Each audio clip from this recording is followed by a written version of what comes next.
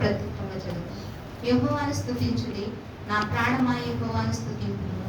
నా జీవితకాలమంతయు నేను యెహోవాను స్తుతించెదను. నేను బ్రతుకుకాలమంతయు నా దేవునికి కీర్తించెదను. రాజుల చేతనైనను నరుల చేతనైనను రక్షణ కలుగదు.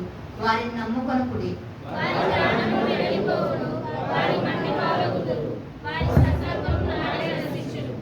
ఎవనికి యాకోబు దేవుడు సహాయకుడగునో, ఎవడు తన దేవుడైన యెహోవా మీద ఆశ పెట్టుకొనునో వాడు ధన్యుడు.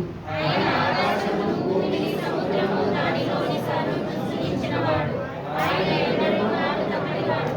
బాధపరచబడు వారికి ఆయన న్యాయము తీర్చును. ఆకలి కొన్న వారికి ఆహారము దయచేయును.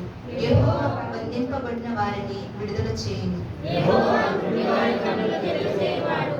యెహోవా కృంగినవారిని లేవనెత్తువాడు. యెహోవా నీతిమంతులను ప్రేమించువాడు. యెహోవా పరదేశులను కాపాడువాడు. ఆయన తండ్రి లేని వారిని విధవరాండ్రులను ఆదరించువాడు. భక్తిహీనుల మార్గమును ఆయన వక్ర మార్గముగా చేయును. చివరి వాక్యం అందరం చదువుకున్నాం. యెహోవా నిరంతరము ఏలును. సీయోను నీ దేవుడు తరములన్నిటిలో రాజ్యము చేయును. యెహోవాను స్తుతించుడి. ఈ పరిశుద్ధ వాక్యం దేవుడు దీవించును.